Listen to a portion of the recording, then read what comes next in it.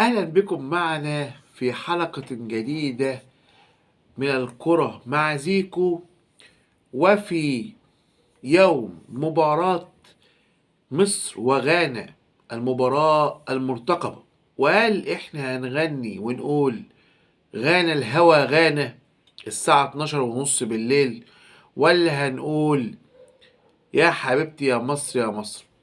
كل ده يتوقف على أقدام لاعبي المنتخب المصري، وكمان معاهم الجهاز الفني لمنتخب مصر، اللي احنا بنقول ونتمنى ان هو يكون عند حسن ظن الجميع، وان هو يختار التشكيل الامثل لمنتخب مصر بكره ان شاء الله، او خلاص احنا بقينا النهارده في مباراتنا مع غانا.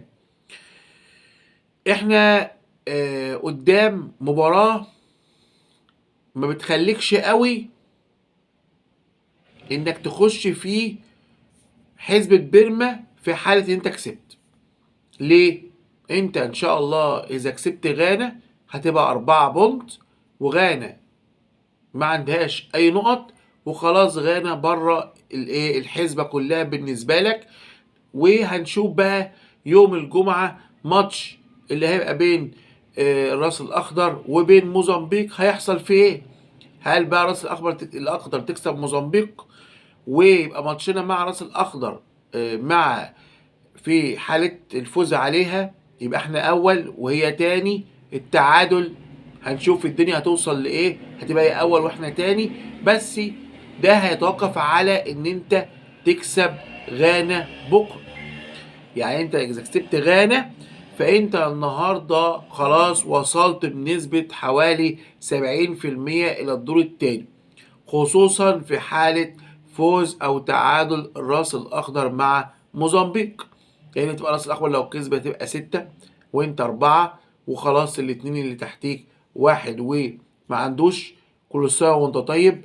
اتعادلت الراس الاخضر هتبقى 4 زيك. شوف فرق الاهداف الوضع هيبقى ايه. موزمبيق يبقى عندها 2، يبقى انت لو انت تعادلت خلاص وصلت وخلصت، خسر العمليه. ده بالنسبه لحسبه الايه المجموعه كلها في حاله الفوز. في حاله التعادل هتخش في منعطف بقى تاني خالص وقصه تانيه خالص، ولازم ندخلك في منعطف تاني والتالت ورابع. لكن احنا خلينا متفائلين باللي هيحصل النهارده في ماتش ايه؟ في ماتش غانا. طيب التشكيل عشان انا ما اطولش عليكم ونكون متفائلين، وانا دايما بحب التفاؤل. يعني الماتشات المصريه كده بتحب الايه، يعني ماتش مصري بيكون فيه تفاؤل.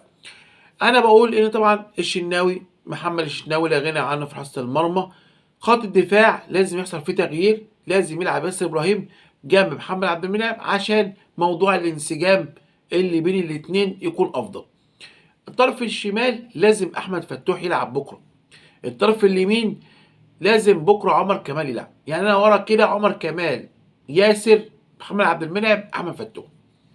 نيجي نص ملعب اللي عليه المشكله وعليه العركه اللي موجوده في السوشيال ميديا والقنوات الفضائيه والكلام ده كله. رقم واحد تحط كده مروان عطيه وانت مغمض، دي رقم واحد. رقم اتنين جنبه حمدي فتحي وانت مغمض، مفيش فيها اي افتكاس. رقم ثلاثة تحط امام عاشور او النني، اي واحد من الاتنين مش فارقه، بس الافضل الاول امام عاشور او النني لخبرته. لكن اول هام مروان عطيه، تاني هام حمدي فتحي، تالت هام يا النني يا امام عاشور، حد من الاتنين. نيجي على المسطره اللي قدام عشان هنلعب 4-3-3. خلاص المسطره اللي قدام عندك مصطفى محمد صلاح. عايز تجيب تريزيجيه ماشي، عايز تجيب عمر مرموش ماشي، مفيش مشكله.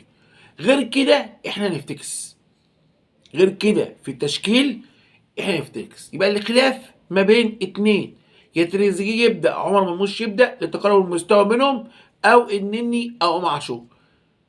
غير كده احنا بنفتكس. ده التشكيل من وجهه نظري اللي لازم يحصل بكره، ولازم يكون ده اللي موجود بكره. مش موضوع ما فيهوش اي افتكاسه، لان الفوز خلاص وصلت الى الدور اللي بعده على طول. التعادل او الهزيمه انت دخلت في حلبة بيرم بقى لا غنى عنها. واقعد بقى هات الكالكوليتر بقى واحسب، هنكسب ما اعرفش جامبيا يبقى 4 بونت، وما عرفش يكسب جامبيا يبقى 5 بونت. لا اصل غانا موزمبيق كده كده غانا تكسب موزمبيق هتبقى 6 بونت. طب ما غانا كده وصلت يبقى احنا وجامبيا، طب ما جامبيا 6 بونت نطلع 3 احسن في التوالت. دخلت يا باشا في حاجه انت مالكش علاقه بيها خالص. الفوز ثم الفوز. انا دايما في الماتشات المصريه ديت بكون متفائل، عشان انا ما بحبش موضوع التشاؤم والكلام ده كله. انا بكون متفائل ان احنا هنكون بكره في تركيزنا، الفرص اللي تجيلنا نستفيد بيها، ممنوع الاخطاء الدفاعيه، نركز في حتى في تغييراتنا. لما نيجي نغير هيبقى عندك تغييرين. يعني انت عندك لو النني يلعب معشور مش هيلعب ادي تغييره، لو تريزيجيه يلعب او مش يلعب ادي تغييره. كهربا لازم تستفيد بيه. خلاص لو في كسبان تزود بقى ورا لعيب ورا مفيش مشكله، او في نص الملعب على حسب سير المباراه. اهم حاجه التركيز والهدوء، لان احنا على المحك. اتمنى بكره المنتخب المصري يكون مركز، واتمنى بكره ان هو يكون على قدر كبير من المسؤوليه والوعي في كل شيء في الملعب خلال 90 دقيقه. شكرا ليكم، والى اللقاء غدا في اللقاء المصيري ما بين مصر وغانا.